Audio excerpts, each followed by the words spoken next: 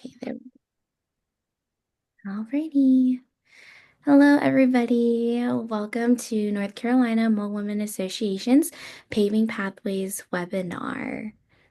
For today, we are talking about healthcare technology. So over our agenda, we're going to have our welcome, introduce our speaker, go over our questions, and then we will close. So my name is Brittany before I go into the purpose and objectives, and I'm one of the board members. And then we have our webinar team lead, Lisa, which I'll give her a moment to introduce herself. Hello, everyone. Thank you for joining us today. Yes, thank you, everybody. So the purpose of our webinar is to expose Hmong students and the community to different career opportunities that there are in this world and just enrich them by providing valuable resources. And our objective is to really identify and address gaps within our community regarding education, health, and any other social determinants that there are.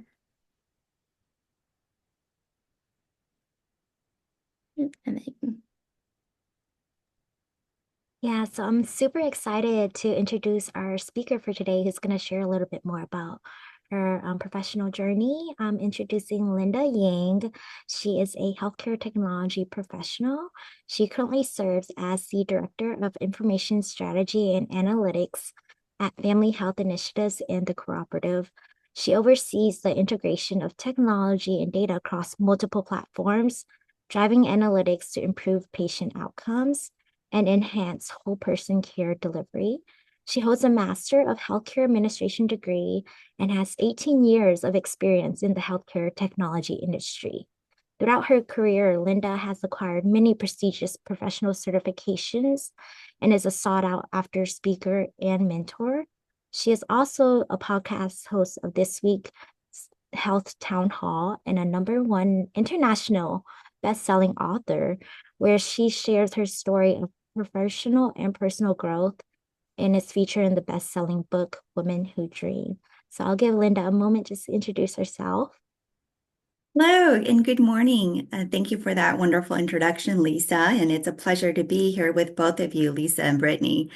And I am excited to share about my journey and my path towards within the healthcare technology industry, as well as how I transitioned into this role of Director of Information Strategy and Analytics with the organization's Family Health Initiative and the Cooperative. So I'm excited to be here and share more about what I do. Thank you, Linda. So with that, we'll just jump right into our questions. Our questions are broken up into different categories, which are listed here on the slide for you to see. So we'll start off with our first background question. Linda, if you could explain your job title and the associated roles and tasks that come along with it. Certainly. And we've said this before. I'm currently the Director of Information Strategy and Analytics with Family Health Initiative and the Cooperative. And in this role, I really oversee the technology as well as the analytics teams that serve both of these organizations. These organizations are nonprofit based out of New Jersey, and Family Health Initiative is a subsidiary of the Cooperative. The organization was formerly known as Southern New Jersey Perinatal Cooperative because traditionally and historically, the organization served maternal and infant health. And we continue through the cooperative as to serve this patient population within Southern New Jersey. And through Family Health Initiatives, its subsidiary, we're able to serve and expand upon the patient population throughout New Jersey, as well as expanding nationwide. Um, I really enjoy what I do, really, because it uses technology and my teams impact the outcomes and the access of healthcare within these areas and the populations that we serve. Thank you for sharing that. I'm just also curious to know, how long have you been in this role? In this role specifically, I joined the organization in February of 2024. So as we come up to this new year, I'll be with the organization for a year. But prior to joining this organization, I've been in the healthcare technology field for 18 years now. And I was a consultant prior to joining this organization, primarily consulting on Epic electronic healthcare record implementations across various healthcare organizations. I was in Texas. Many of my clients are also here in North Carolina, where I reside. I've been with organizations such as Novant Health, Duke University Medical Systems, Ortho Carolina here in the Charlotte area and Southeast area, and really helping these organizations implement their analytics in order to best support their providers and improve patient outcomes. That's amazing. It sounds like there's a lot of like diversity in areas that you can be involved in. I'll move on to our next question. You kind of touched base on this a little bit with the previous question, but if you could tell us more about your journey to becoming a healthcare technology professional and what inspired you to pursue this field. Yeah, certainly. I very honestly and transparently, as a younger Hmong woman, I was not aware of this industry or this field at all. I didn't know that there is such a field as such as healthcare technology. And quite honestly, growing up, my parents had really recommended that I become a doctor. And they helped guide me in that direction to become a doctor, any doctor in the healthcare field, really. And I knew that I wanted to work within the healthcare industry or in the healthcare field, primarily because I grew up listening to stories from my grandparents and parents about their experience living in the refugee camps in Thailand. And for them, obviously in refugee camps, it's not the best living situations. And when they got sick or when they needed help, they turned to many of the volunteers who came to the refugee camps and helped the refugees. And so it was the doctors and nurses who volunteered their time and gave medicine to my parents and my grandparents, aunts and uncles, right? Their entire family lived in these camps. And that provided them hope, that gave them a vision for a future. And so those stories continue to inspire me as I grew up and shaped kind of my passion for wanting to work in healthcare. And so I went to school thinking that I would become a doctor. But through that experience of getting into school and just taking the classes, the educational materials did not my passion wasn't there, right? In the educational pieces and the knowledge of, maybe the human anatomy or that piece. But I continued to graduate and decided not to go into medical school. And I started working. And one of my very first job was working at an organization called Premier, based here in Charlotte, North Carolina. And that organization is within the healthcare field, but in the department that I worked at was specifically healthcare analytics supporting hospitals across the United States. And it was there where I found the industry, as well as started working within that space. Um, it was also where I found that I was actually pretty good at programming and I was good at picking up and learning technologies. So I would have to say that was where I really discovered my passion for healthcare technology. But I've always known that I wanted to work within healthcare because of my upbringing and hearing the stories from my parents and grandparents. And while working there, at Premier, I remember just being so involved and passionate, and I spent so much time learning about the industry because it was new to me. But while I was there, my role was a data consultant, and I partnered with many healthcare systems across the United States to generate report, to obtain their data and do analysis for them. And I started noticing that at that time, it was, probably 2005, 2006. Many healthcare organizations started the transition of implementing their electronic healthcare records. And I noticed a trend that all of my clients were going through this transition. And that got me curious. So that was when I started researching and discovering, learning why these organizations were going through this transition. And I learned that Novant Health here in the Charlotte area was going through their Epic implementation and starting the very beginnings of that implementation. And I made the transition from working at Premier and started working for Novant Health through their Epic implementation. And that is how I really um, came to this field and specialized within the Epic EHR system. Wow, that is awesome. Thank you so much for sharing like your journey on how you got sort of like into this field. And I think a lot of us can resonate with you when it comes to trying to fill our parents' expectations in a certain field Mhm. that they want us to go into, and then actually finding like what we're good at and our passions. And thank you so much for sharing that. Yeah, certainly. I'm happy to share that because so like you said, it's feeling that expectation as well as for me, it's knowing that in my family, there were so many sacrifices that were made in order for me to, to be in this country in the United States and go to school here and even have the luxury of discovering what my passion is. Right. Yes.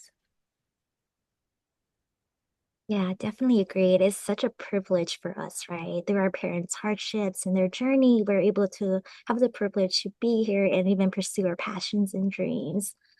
So I'll transition to our next question here. I know every day can vary, but what does a typical day look like for you?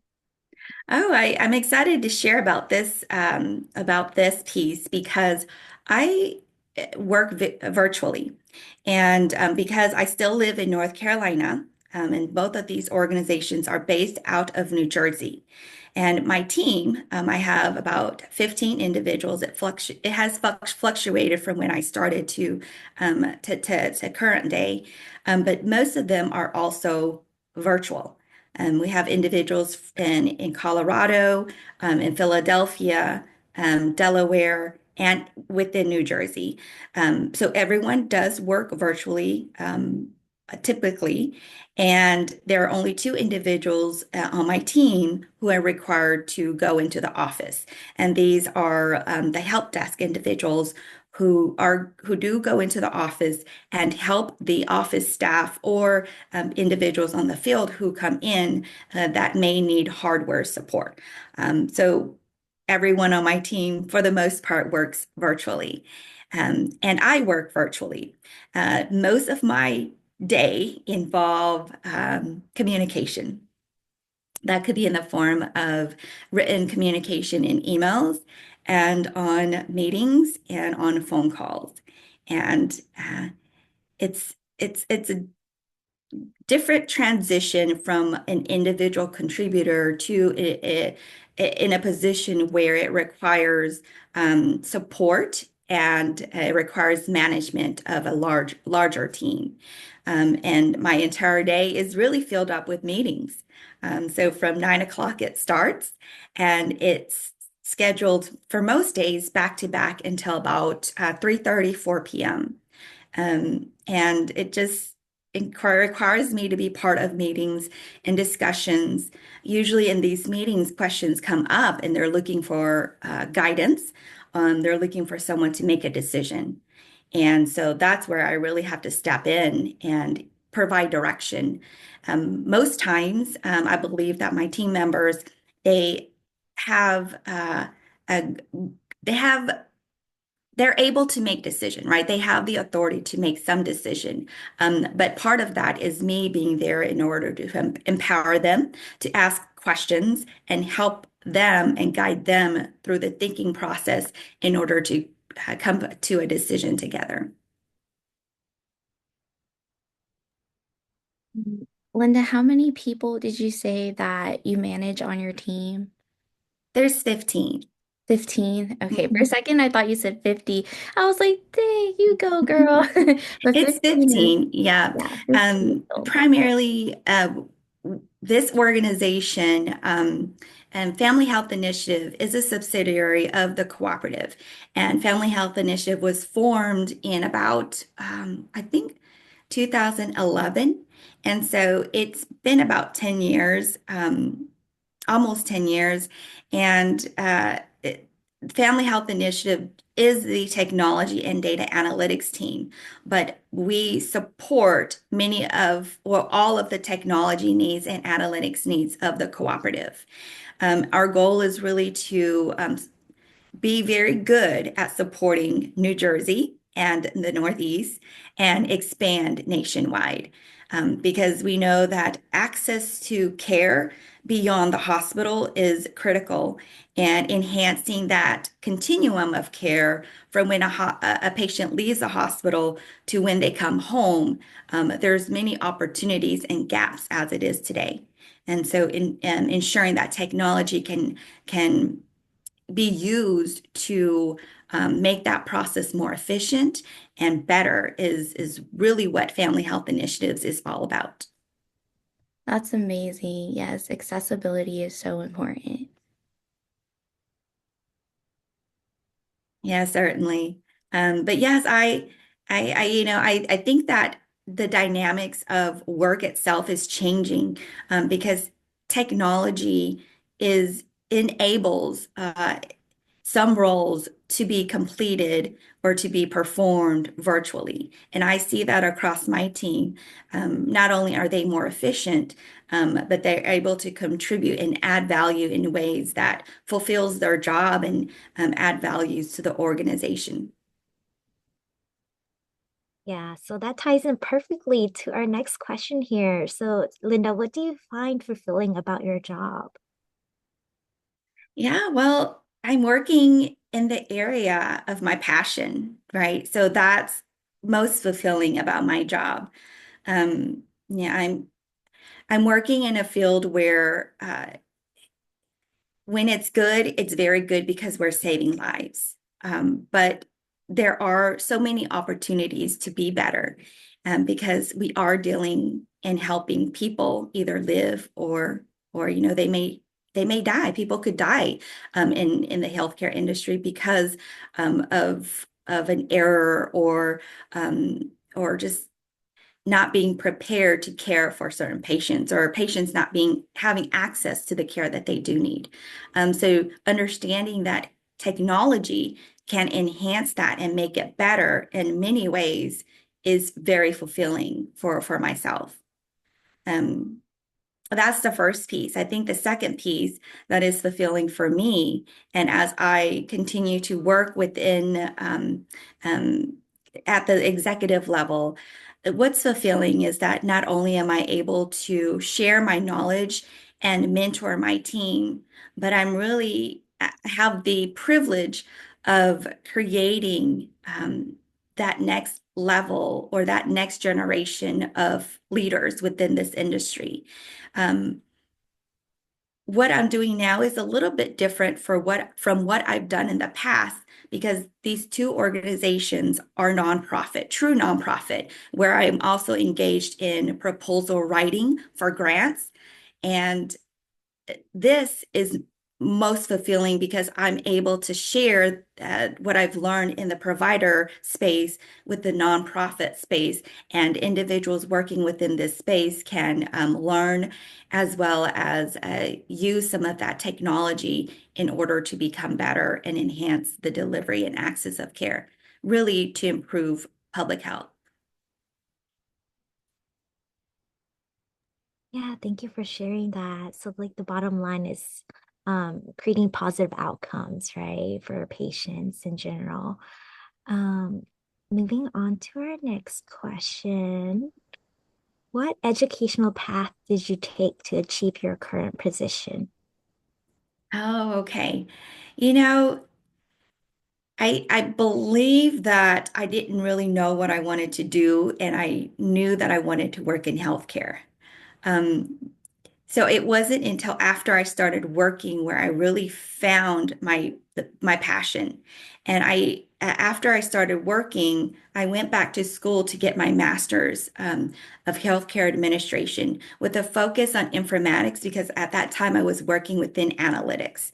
Um, so I'd say that it's after working where I believe I went back to school and went back to learn more about what I discovered my passion um, entailed. And after that, I continued to learn and obtain certifications. And I think that's the part where um, when I was in school, I didn't put as much emphasis on, right? It's gaining, and the emphasis should be gaining on real world experience and then obtaining certifications in the area or the industry where I'm passionate about to gain more knowledge. At that time, after I received my master's, I was already working with Novant. And then I went back for my certification in business analytics, or not business analytics, healthcare analytics within the healthcare finance industry. It's called the Certified um, Professional Business Analytics Specialist. And within the HFMA, which is Healthcare Finance Management Association, there's a lot of acronyms. Um, but I knew that I wanted to work in healthcare, and I added these certifications to supplement my knowledge as well as having that certification. I was able to add that to my resume and speak about that and share about that when I was looking for new opportunities. So that was one of my very first certifications. And beyond that, because I was working within the Epic EHR systems, there are many certifications uh, that are specialized for that software. And so I also obtained many certifications within Epic because I knew from my experience of working at Novant that Epic would be, and it now is, the largest EHR systems across the United States. And so being specialized and having certification in this software enables me to be strategic and align with what the industry would be needing at that time in the future, but now it's the industry needs these types of professionals. And so that's what I would say is and not only do you obtain degrees, educational, that your education that in that path, but also when you find the industry or your passion in that space, look for certification opportunities to enhance that knowledge. And usually these types of industry-based certifications are more specialized and can really help you in your current role as well as any future roles that you may be looking for. Thank you for sharing a little bit about your educational journey and some of the certifications that you obtained. I guess I have a follow-up question. How do you stay up to date with like healthcare technology? Because I imagine it's a field that's ever changing. So where do you look to or what resources do you use to stay up to date? Yeah, and that's a great question. We would refer back to the professional organizations within the industry because not only do they offer certifications, they provide either newsletters or email broadcasts about current events and technologies in this healthcare technology field. But not only in this field, all professional organizations have that. So whether you're working in finance or you're working in another industry, maybe mortgage, right? Find organizations that cater to that industry. And then those organizations would usually have some kind of newsletter that keep all of their members updated with the most current events, as well as technologies that are used within those industries. Thank you for answering that question for me. Let me move on to our next one. Mhm. Do you have advice for anybody who's aspiring to study or work in this field? Yeah, certainly. I I did not go to school for healthcare technology, but if there's an individual out there and you're very interested about this field, I would say there's so much resource available on the internet now. And even if you're not a member of, let's say, HFMA or HIMSS, which is Healthcare Information Management uh, Society, something like that. I'll definitely provide all of the acronyms so that we can add these as notes. But through HIMSS, there are resources that are available for non-members. So do your research, find the organization that the professional organization that exists in the industry, and start looking at the resources that are available to either confirm that, hey, you do want to work in this field, or maybe you may consider other fields. So I would say start there, as well as now there are many degrees within healthcare technology. So look at universities that offer healthcare management information system or healthcare technology or just technology in general, and then you can select your specialization, right? Um, but it's widely um, taught at universities now, and there are many programs that are available now. I myself just was not aware when I was going through college, and therefore did not go to school for that. And everything I've learned was either self-taught on the job or learned through my certification in my somewhat through my master's degree, but I had pivoted to be more technology focused rather than analytics focused. Thank you for sharing that advice and just emphasizing the importance of research, right? Seeing where your options are and then going from there. Oh, Mm. yeah, definitely. Not only that, but seek out people who work in the industry, right? Now we have LinkedIn and you can just search for a term and people would could pop up, right? And if you don't have the premium version of LinkedIn, you have an allotted number of searches with the free version of LinkedIn, and you're still able to identify and find people who work in the field. And I would say just message them, right? And you have an allotted number of LinkedIn message that you can send for the free version. Use it. Yeah, send out messages just asking people if questions or if they have a few minutes to virtually meet, even if it's just 10, 15 minutes to talk with someone, or send them questions and maybe they'll have a few minutes to respond. And in the beginning, I hesitated and I didn't do that, but I'd say I wish I would have started sooner. Thank you for sharing that piece of information. LinkedIn definitely is a great way to network and to learn more about the different things going on within the career of interest.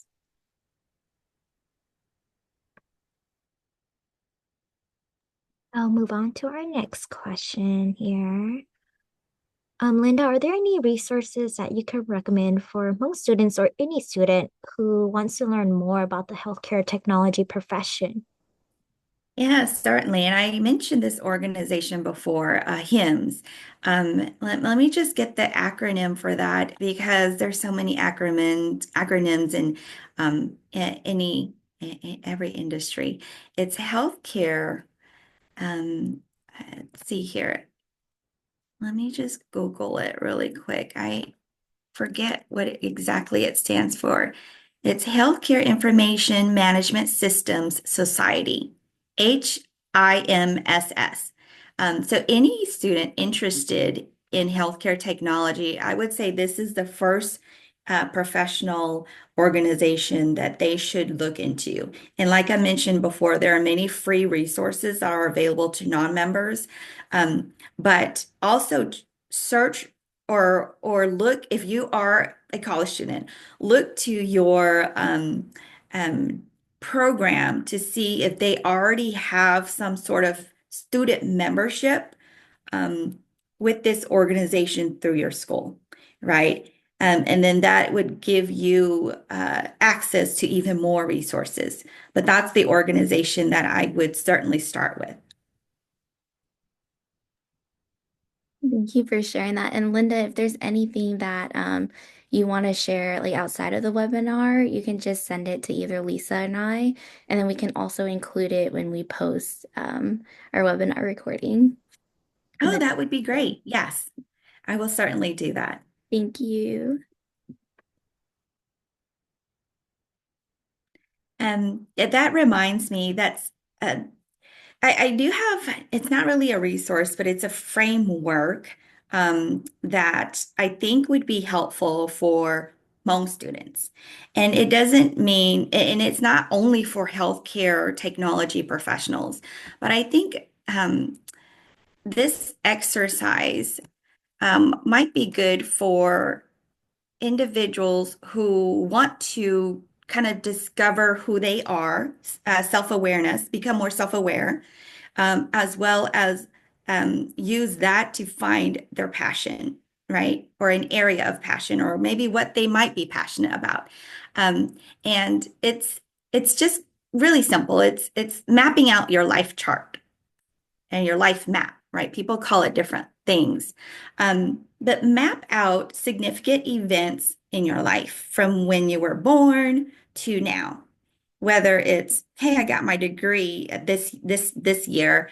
I found out I was interested in I don't know, healthcare technology in this year. My dad passed away this year, or my parents got married this year. My family came to the United States this year, right?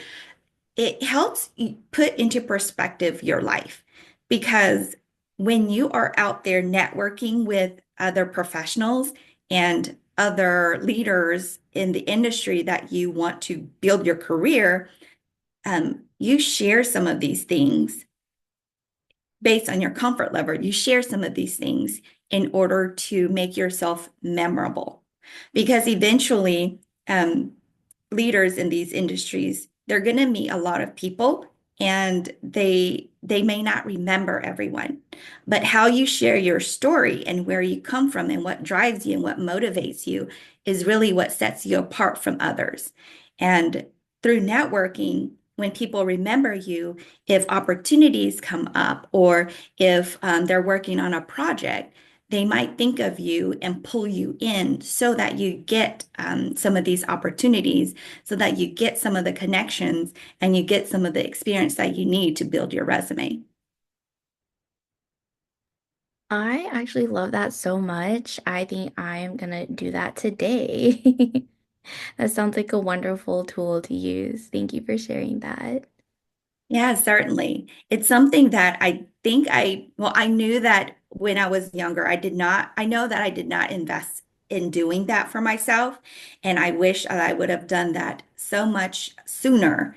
And it wasn't until I was already in my 30s when I completed my life map and really used it.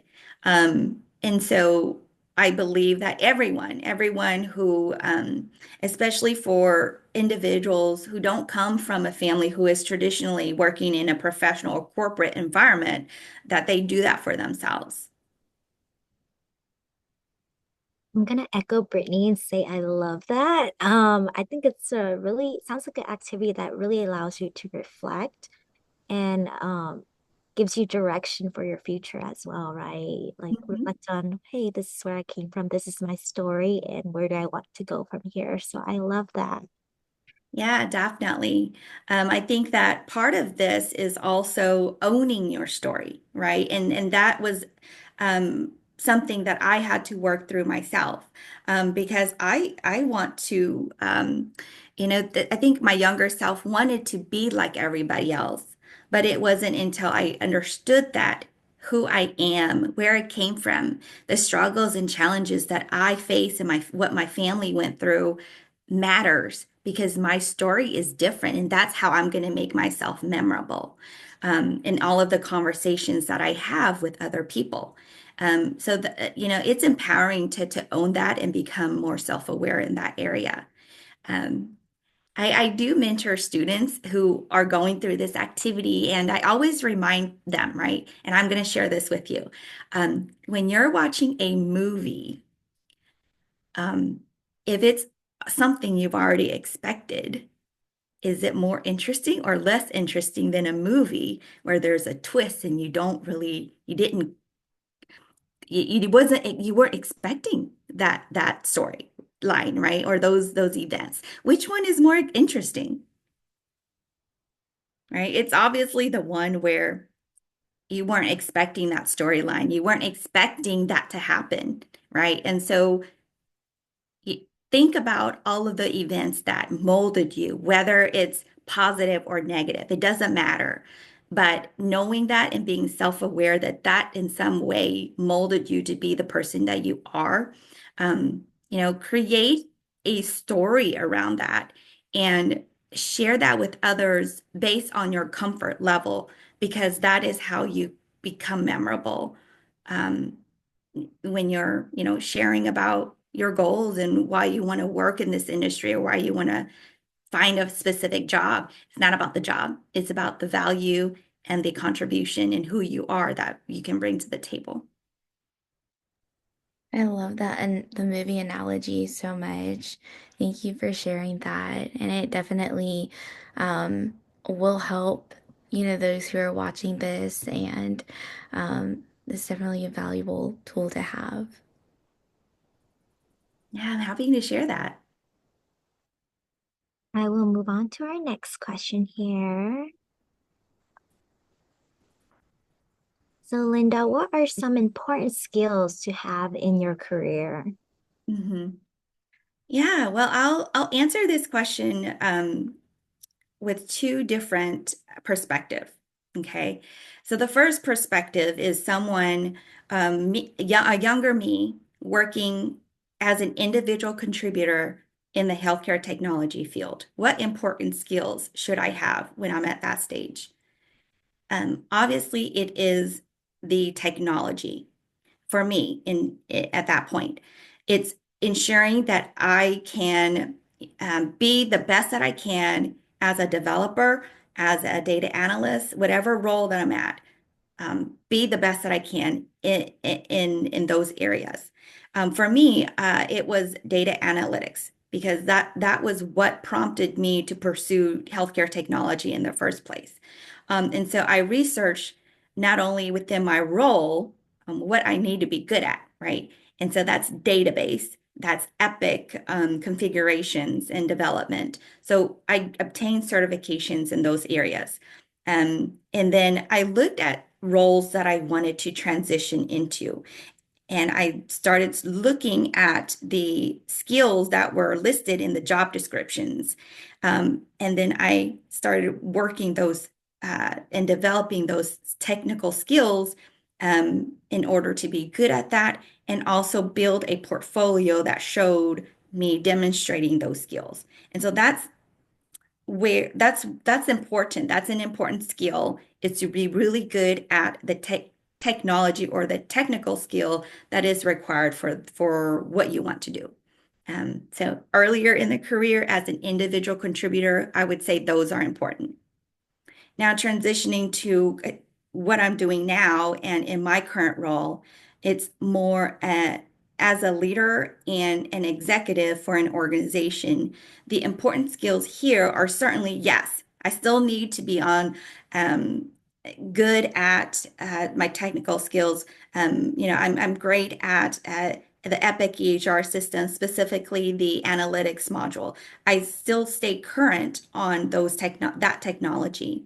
I'm learning about using AI for, predictive analytics, right? And learning about AI even more because I'm in this area. And so the technology piece never goes away. But on top of that, in the most important skill, most important skill is communication, I believe. And whether that is communicating, writing an email, written communication, or verbal communication, holding and conducting calls are important and meetings are important, as well as communicating and being able to voice and share about, my stories and the value add that I bring to other executives, as well as networking, right? And networking, it never goes away. And I think that it is part of working. It is part of being a professional. And that's why I believe that communication is the most important skill because it involves all of the other pieces that are critical for a leader. Thank you for sharing some of the skills that's important in your career, Linda. I guess I do have a follow-up question, just part Of of my own course. curiosity. Yes. Is like an understanding or skill and like coding relevant to your career at all? Yes, yes, because that's the technical piece, right? It technology is very there are many niches and so many programming languages. I can't even name them all. But pick the skill that you are doing in your job now and pick the skill that are listed on the roles that you want to go into, right? And so like the example I gave, data analytics. I needed to obtain the certifications from Epic for the skills that I needed to develop Epic Analytics, right? It's using their module. I had to be really good at Power BI and Tableau. I had to be good at SQL. I had to be good at stored procedures because those are all of the technical skills that I needed to do my job, right? And then into the jobs that I wanted, I needed those skills too. And so it involves um, learning about Microsoft Azure, because everything was being put on the cloud. And so it's very specific to the job that you want. And you have to be really good at those technical skills and understand it, right? Because once you understand it, then you're able to communicate about it. Thank you for providing more information on that. Would you say looking at a job description of a job you're interested in would like list off which technical skills you should have? Would that be a good place to reference? Yes, definitely. And I would say that don't look at one job description, look at multiple descriptions to see what is common between those job descriptions because it's going to be usually for the same type of role, but it could vary depending on the technology that organization uses. And so if you're looking at maybe 4 or 5 roles that are for the same type of job, right? Then you're picking out the most common skill that could be you can use that skill at more than one organization. And I would say that is applicable for most technology driven um, job description. They have to list the skill. And if they don't list the skill, then you might want to think twice about working there. At Very least for important advice. technology. Yeah, very important advice to keep in mind. Okay, let me move to the next question. How do you navigate cultural nuances in your work, especially working with the Hmong community or the AAPI community in general? Yeah. Cultural nuances. I think that technology, you know, there are a lot of AAPI working in technology, right? Um, maybe not so that it's a nuance, I think it's just the industry, right? I think that technology, there are a good number of API individuals working in the industry, and even many South Asians are leaders and technology leaders and technology executives in many large organizations, right? And so I see that as a great uh, positive for AAPI in general. But I think the area that could be open for improving is for other AAPI, like the Hmong population. How do we uplift the Hmong population so that we are also um, represented in that level of leadership within organization?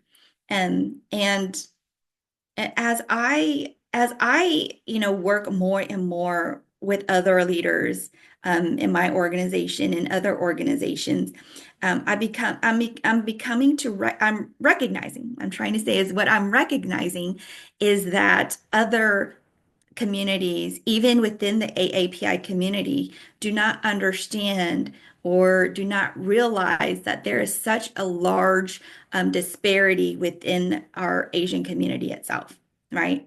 Because we are seeing um, many AAPI leaders in executive roles, but we are not seeing any Hmong represented in that, or even Cambodians or Laotian, Southeast Asian representation, um, because they're not aware that we're actually not at that echelon. They're also not aware that most of the time, the Southeast Asian community, and that which include the Hmong community who are here in the United States, we came here because of a war, right? We came here because of war, and it was about survival.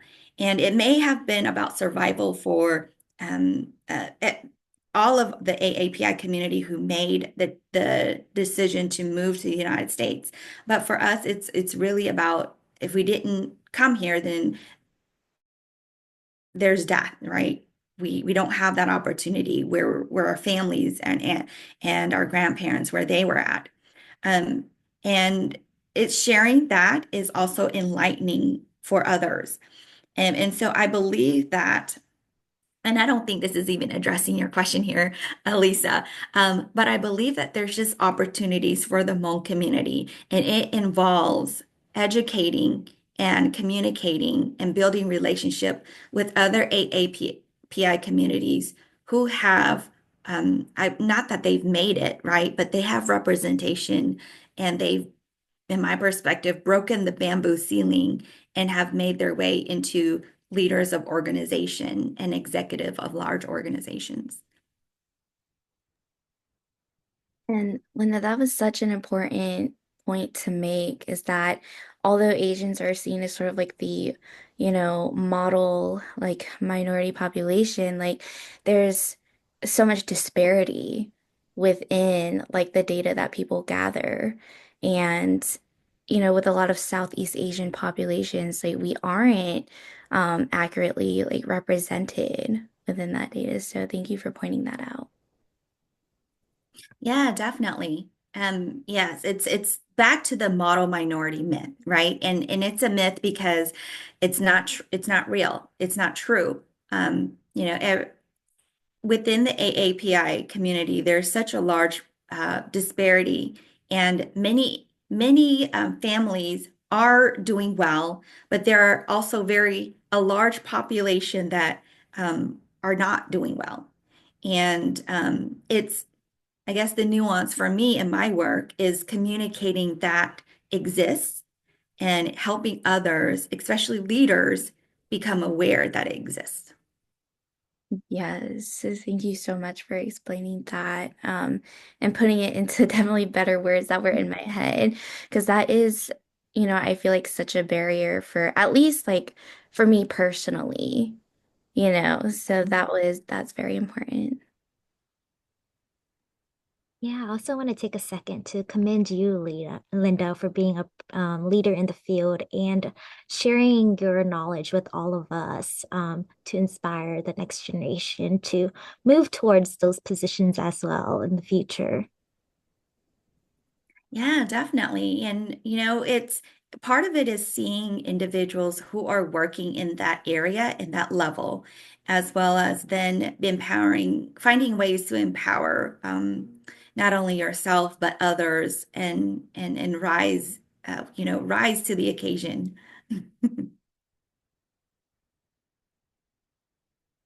I love that. Let's all rise together. Of course, yes. The next question here. What are some challenges that you face in this career and how do you overcome them? Wow, there's a lot of challenges in any career. There's a lot of challenges in any profession. Um, and I think many of the challenges are just shared across the board, right? That's my perspective. That's my opinion. It doesn't matter if I'm pursuing healthcare technology. I believe that I would still face many challenges that are similar to someone pursuing maybe give my example here, Sindra, right? My sister pursuing her career in the pharmaceutical industry as a pharmacist. Um, as a Hmong woman, it's always balancing the commitments and the expectations that I have at home and the career that I want to build, right? My professional career that I want to build, because both involve time, energy, and commitment. And so I haven't found the perfect balance.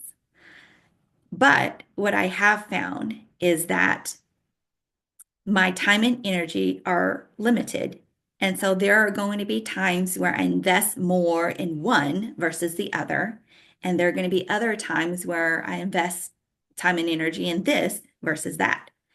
And it's just going to be a cycle, and there are going to be seasons for that.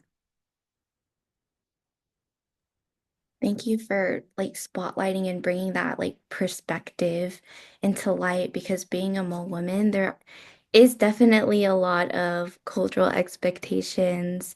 And I know that as the generation like grows, expectations like do change a little bit, but there still is a lot of cultural aspects that I feel like that are still tied to being a Hmong woman, a Hmong wife, a Hmong mother, and having to balance that.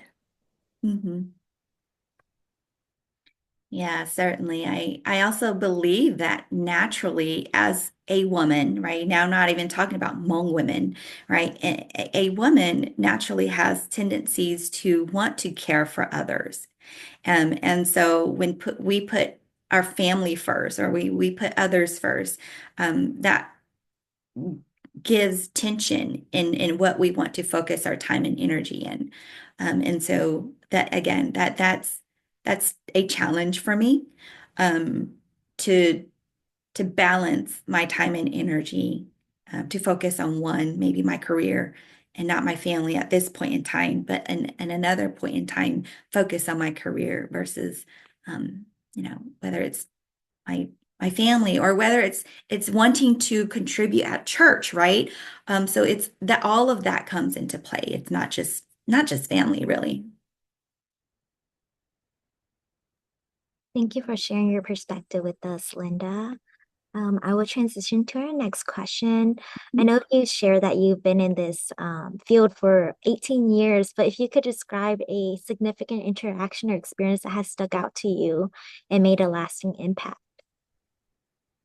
Yeah, I thought about this, right? And I thought about possibly sharing an experience. Um, what I really want to share is an experience where I met a patient and my technology gave them access or the care that they need and it saved their life. That would be so exciting. And I would want to share something like that, but it's not quite that exciting. So I don't have a story like that to share. But I will say, right, just specifically as a professional, one experience, and it's not just one experience, it's a experience that I want to talk about is when I started working for a startup. And that was my first time working as an executive. And that experience, being a first-time executive, has it has made a lasting impact on me. Because through that experience, I learned and I saw firsthand that people in those roles are not smarter than me. People in those roles, they're not better communicators than I am. People in those roles are also not that much more, I don't know, what's the word, skilled than I am, right? And that in that experience, I realized that, hey, I am meant for this and I can do this as long as I want to do this, right? And if my passion is there, I can do this. And it's about gaining that confidence. And so through that first experience of being an executive, um, it has given me more confidence and it has it has really helped me deal with my imposter syndrome. Um, I didn't talk about this as a challenge, but it is a continual challenge for me. I don't believe that for myself, imposter syndrome will ever go away. But there are certain strategies that I've incorporated into my life that has helped me deal with it. And this experience has given me a lot of tools and just firsthand expectations of myself that helps me deal with imposter syndrome. And so my first experience as an executive, because I've learned that I can do this.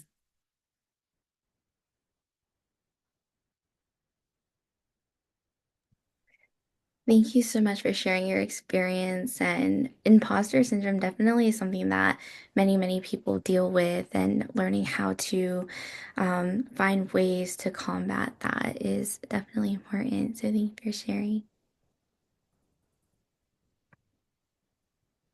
You're welcome. Let me move on to our next question. Ooh, before you move on, I did want to share just a few more tips about dealing with imposter syndrome because I realized that I'd introduced it, but I also want to share some of my strategies. So first, if you have access to LinkedIn Learning, there is a great imposter syndrome um, training that is available.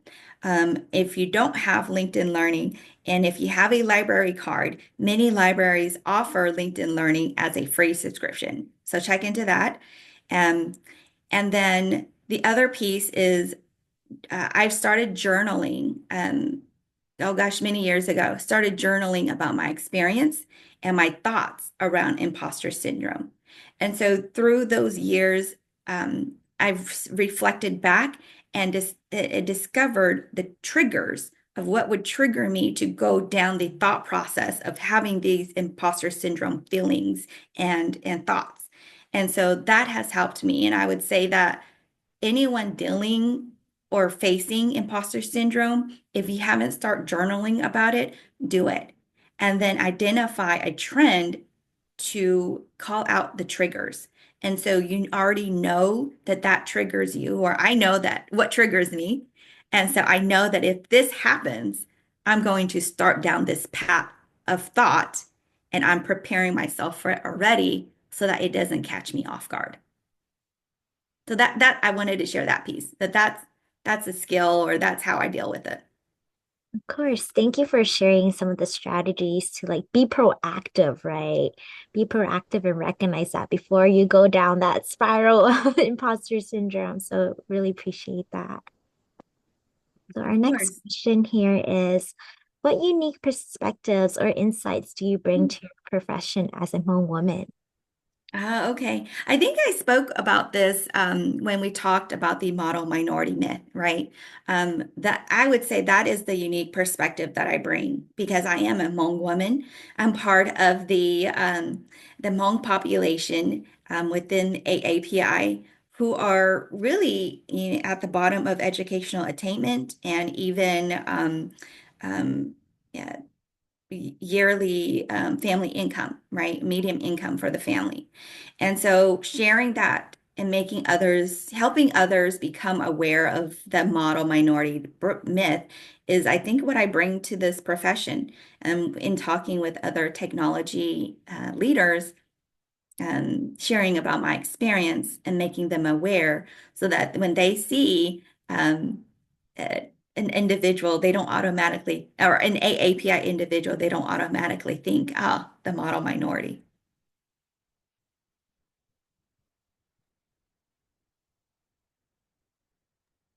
Thank you for sharing, Linda. What strengths as a Hmong woman do you lean into to help you be competent in your role? Oh, as a Hmong woman, I think one of the great things that Hmong women are so good at is multitasking. I think we're great at multitasking, right? And I think because I've multitasked for so long, it's so natural for me, and I do it without even thinking. And so I believe that this gives me an edge in not only in my current role, but throughout my career. Because I believe that my mind is always thinking of ways to overcome something or to reach a goal. And whenever there is a challenge or a roadblock, I'm already trying to figure out how to, a workaround for that. And doing more than one thing at once is not that it's easy, but I can do it. And I think most Hmong women have that naturally. Now that you point that out and I reflect back on my life, I was like, wow, that's so true. Because, like, and it starts when, at least what I've noticed, it starts when you're young because you have to help, your mom's like, help me clean, help me cook, gotta help me set the table. Don't forget to help do the dishes on top of like having your schoolwork and everything. So learning how to like multitask and balance that and, um, be successful in, school and whatnot. Definitely multitasking.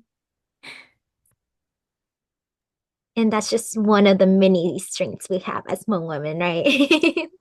Oh, definitely, for sure. And yeah, to your point, Brittany, yeah, it's more than just doing one thing at a time. It's doing multiple things, but I think the important part is that it's not setting a specific time to do only that one thing. So I remember that when I was asked to wash dishes or sweep the floor or set the table, I had my homework out and I was working on that and taking a break, sweep the floor, and then go back and do my homework, or just little things like that that allows me or allows most Hmong women um, to to get a lot done in a short amount of time.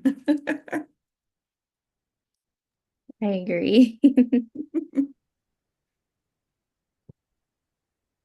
So our next question here, are there any particular challenges or successes that you've encountered while advocating for Hmong or AAPI clients within the healthcare technology field?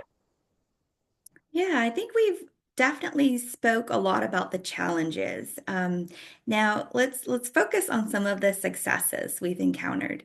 Um, So within the healthcare technology field, I mentioned that there are a lot of other AAPIs who are, leaders within large organizations. I come across many South Asians who work within the healthcare technology field already. Um, but I still don't see very many Hmong individuals working within healthcare technology. Or maybe it's just that I haven't come across them, right? But I think the success here is partly we're creating this webinar to talk about an industry that I don't believe many people are aware of, especially the Hmong individuals. And um, the other success I believe is that I have mentor other Hmong women and girls, and the success here is shared about my passion and the industry, and they are aware of it. And I know that these specific individuals want to either pursue or are working within the healthcare technology field. Now, it's just a handful, it's all in this hand, but this number will be able to multiply even more. And so that is the success that I believe I've encountered within this field. Thank you for sharing, Linda. And like you said, it starts with like just a handful, but it will multiply and flourish if each one of those individuals like continues to inspire others as well. Oh, definitely.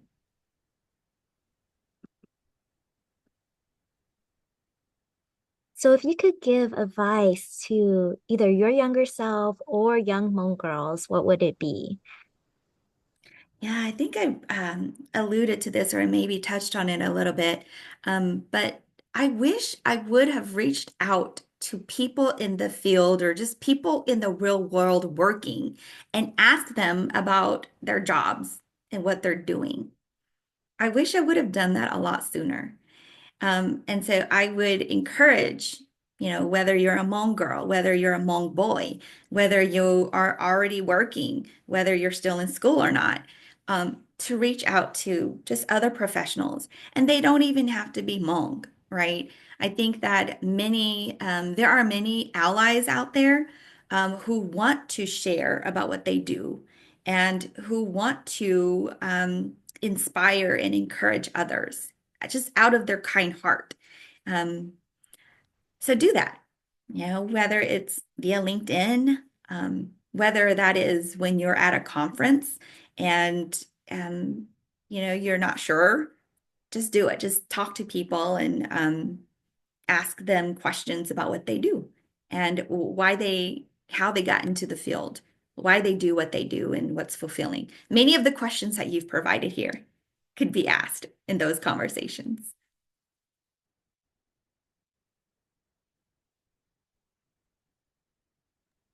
Thank you for sharing that. And yes, it definitely starts with getting out of your comfort zone. I feel like my younger self, I used to be pretty shy.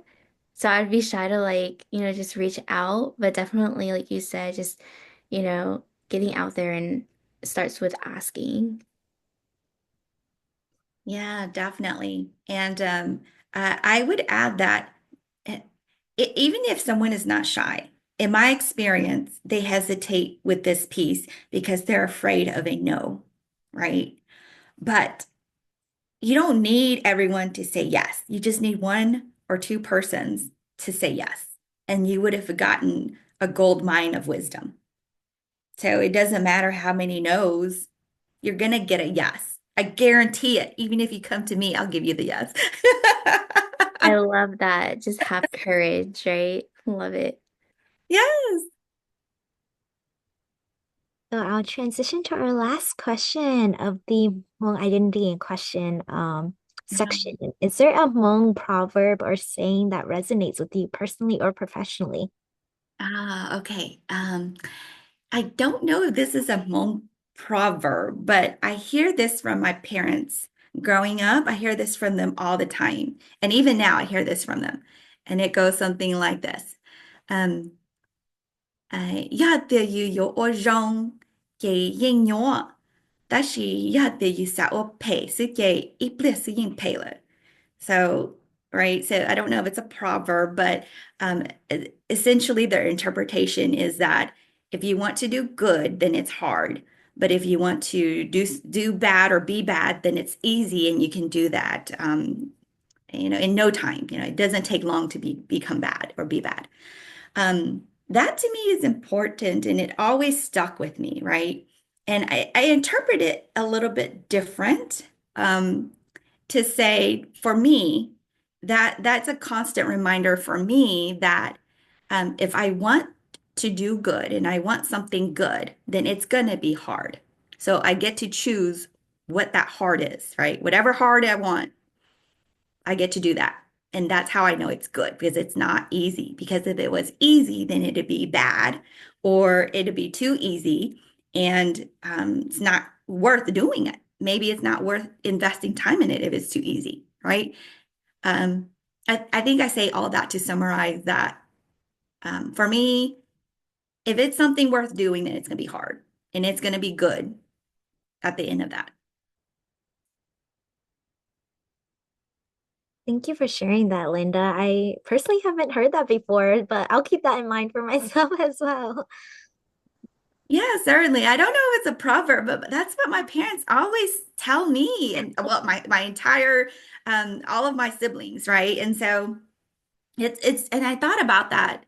The older I get, the more I thought about that because they say it over and over. It's so true, right? I think that um to be good, I mean, it's not easy to be good, right? Because I think innately, because I I believe that we are living in a world of just um I'm a Christian, so I believe that we are living in a world that is has fallen and we're living in a world of sin. And so it's kind of against our nature to want to be good and we have to try. We have to put energy into that to be good and it's hard. But to be bad, it is kind of easy, right? It's the easy way out and it's not worth doing. So anything worth doing that's good is going to be hard and it's going to take time and energy. So you pick that hard and you do it because at the end it's going to be good. Yes, thank you for sharing. And that also makes me think about like if there is an instance where you fall into something bad, to get out of it is the challenge, right? It's really difficult to make that transition from doing something bad and in turn like moving towards something good. It takes multiple baby steps, but it is a challenge for sure. Yeah. Yeah, and then I thought about this, and I think some people might wonder why did she share that with us, right? What's the purpose of her sharing that with us? And so I did want to make the connection. Um, in any professional development, in any profession, in any job, in anything you want that's worth anything, is going to be hard. So I talk about, hey, I'm at this level and I talk about and shared about my journey, but it was not all roses and rainbows and ponies and unicorns. It was hard. And so, as anyone who is going through tough times right now with their career, with their schooling, with their classes, with networking or making friends, with connecting with others, is hard, right? But continue doing that because it's worth doing and it's going to be good in the end. So that's the connection I wanted to make and kind of close, conclude kind of everything I've shared and why this quote is important because the journey is hard, but in the end, and it doesn't never end, you will receive good and many milestones along the way. Thank you for wrapping that up so nicely for us, Linda. I'll move on to our next question here. What is one thing that you cannot go a day without? Oh, okay. So I thought about this. Do you mean like personally or professionally? Like what does it matter how I answer this? It doesn't matter. Well, you guys know I have a twin sister. I cannot go a day without talking to her or seeing her or something. So, um, yeah, I either have to call her or we have to text, but I cannot go a day without connecting with Sindra, my sister, my twin sister. Um, and it's not a day without that. So it's important to me to maintain that relationship and connect with her. And it just comes so naturally that I didn't realize I was doing that unintentionally until you this question came up, and I was like, oh, that's it. I can't go a day without doing that. I love that. And I love y'all's relationship. And I can see that that connection is so strong. Oh, I thank can you. start. Yes. Yes. Yes, I think that connection is very strong and it's a source of empowerment.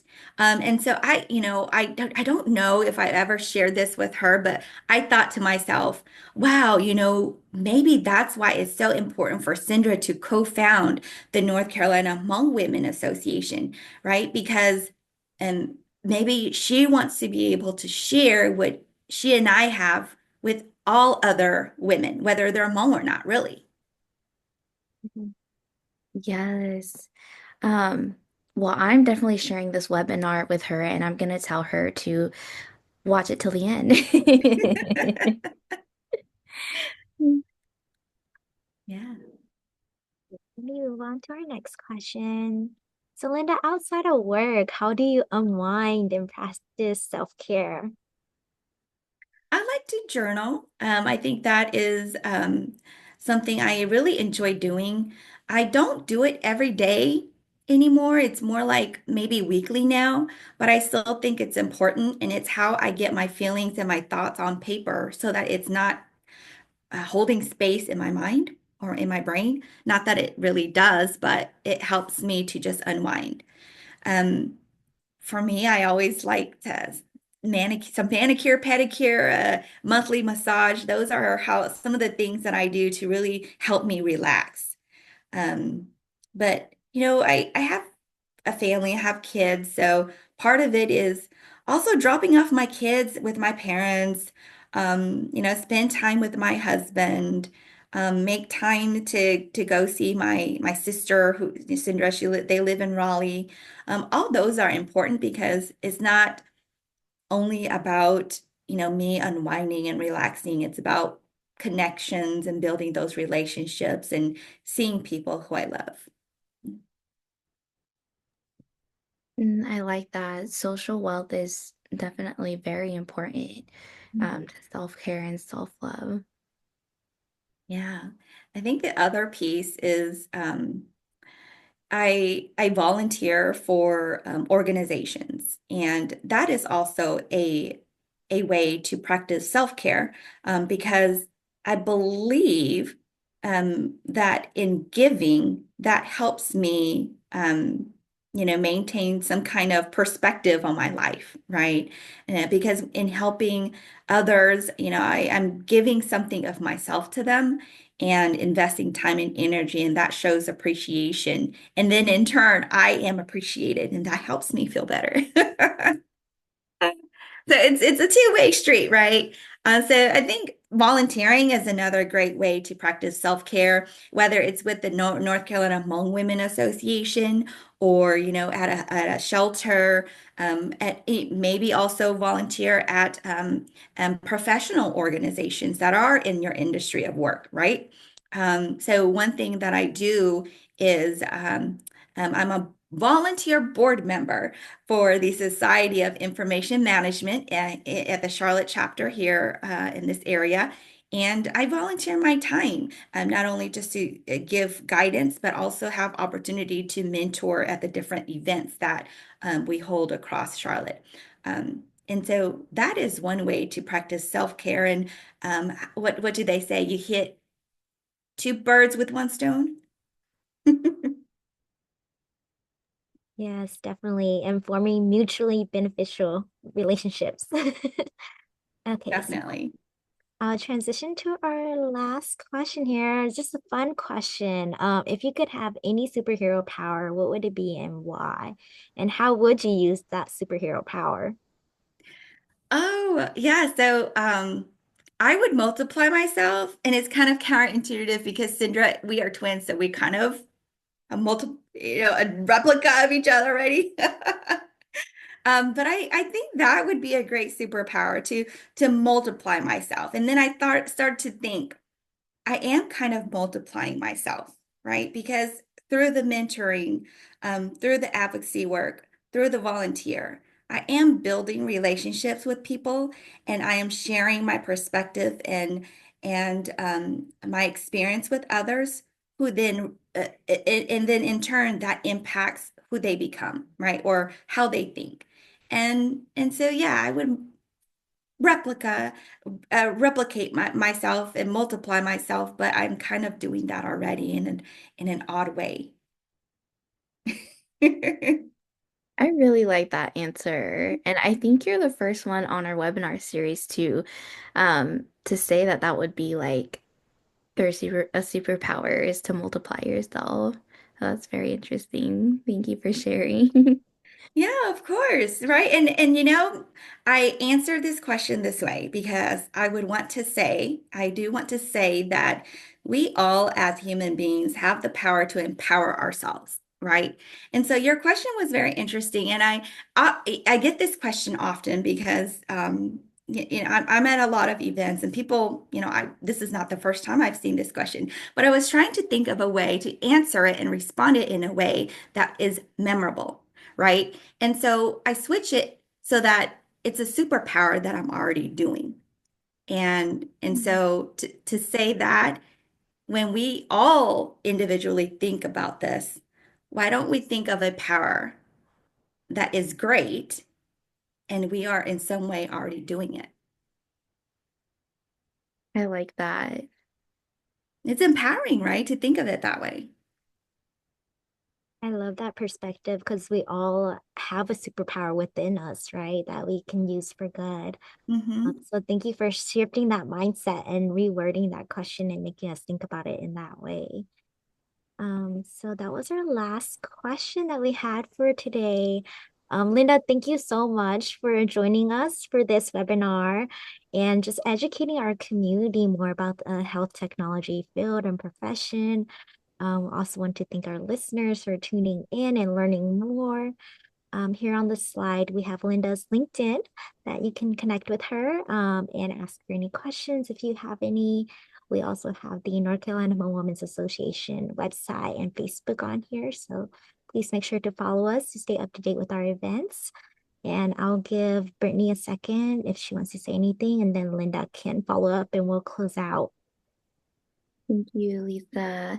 Yes, thank you everybody for tuning in, and thank you so, so much, Linda, for just sharing like your knowledge and your wisdom with us and your expertise and giving us a better insight on the field or in the field that you're in. Can definitely attest that Linda is such a passionate person because I remember just being at the gala that we went to, that one gala at UNCC, and just hearing you talk about like the work that you do and just, really feeling that passion. That was very inspiring. And you have such a big heart. You definitely, Linda does not gatekeep. She will share anything, everything that you ask. And, just thank you so much for that. Yeah, you're very welcome. And yes, I am passionate about this industry, but I think I'm more passionate about helping others, right? And advocating for just knowledge sharing and to not gatekeep, because that is an important piece. And not that others are intentionally doing that, but when we are intentionally opening the gate, there's just so much more opportunities for us all to rise together. Here's my LinkedIn. Feel free to connect with me. Anyone who's interested in connecting with me or reaching out, I'd love to have that 10 to 15-minute conversation with you virtually. I'll be happy to do so. And if you have specific questions about what I do in healthcare technology, how I keep myself sane, and how how to get involved in the different organizations, in the professional organizations, feel free to reach out as well. And I'm also deeply connected with the North Carolina Hmong Women Association, so I'm happy to share more about that as well, in our conversations. Thank you both for the conversation today. And with that, we will close out the webinar. All right, thank you. Bye bye.